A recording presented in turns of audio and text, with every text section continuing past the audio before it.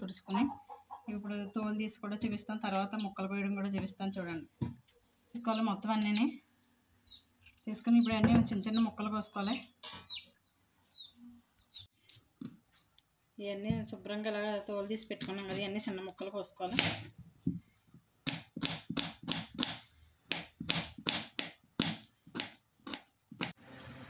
అన్నీ ఇలా కట్ చేసేసుకోవాలి. ఇప్పుడు ఎట్టుకెళ్ళి ఎండలో పోసుకోవాలి.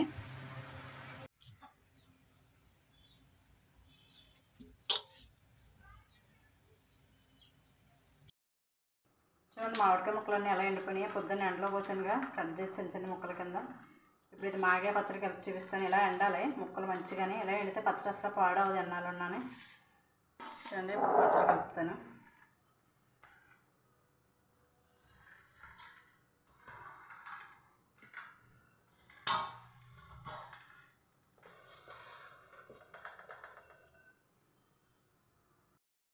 ఈ కప్పుతో 3 కప్పులు మామిడికాయ ముక్కలు అయినాయి. ఇప్పుడు ఇందులో అన్నీ ఉప్పు కారం అన్నీ వేస్తాను.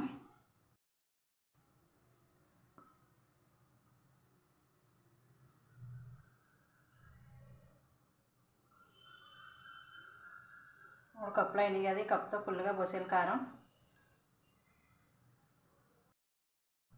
పోసాక ఇప్పుడు సాల్ట్ కూడా పోస్తాం.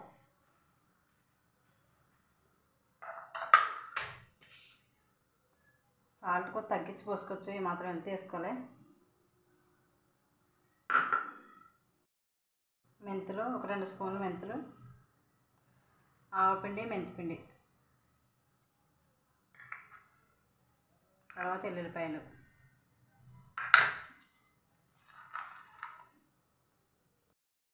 ఇప్పుడు చిన్న కప్పు బెల్లం.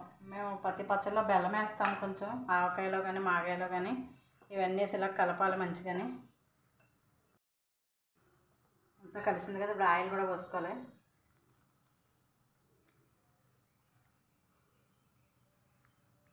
ఇది ఎల్చల పప్పు నూనె, ఏదైనా పప్పు నూనె బాగుంటుంది ఇందులోకి.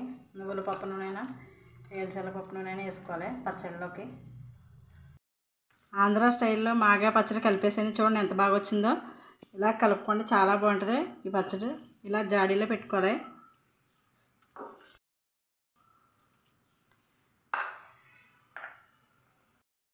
మాగా పచ్చడి రెడీ అయిపోయింది. నేను ఇలా జాడీలో పెట్టుకున్నాను. నచ్చితే మీరు కూడా ఇలా పచ్చడి పట్టుకోండి. మా ఛానల్ సపోర్ట్ చేయండి.